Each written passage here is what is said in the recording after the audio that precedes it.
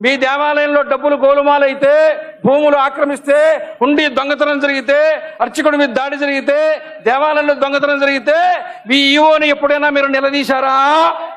మన ఆలయాలు, అది చిన్న గ్రామంలో చెట్టు కింద ఉండేటటువంటి ఓ అమ్మవారి సన్నిధి అయినా, ఎప్పటి నుంచో వందల సంవత్సరాలుగా వస్తుండేటటువంటి ఒక పెద్ద ఆలయమైనా, అక్కడ జరిగే ఆరాధనాది విధానాలని నిర్ణయం చేసేటటువంటి సంప్రదాయ ధార్మిక ఆచార్యులు పెద్దలు ఉన్నారు.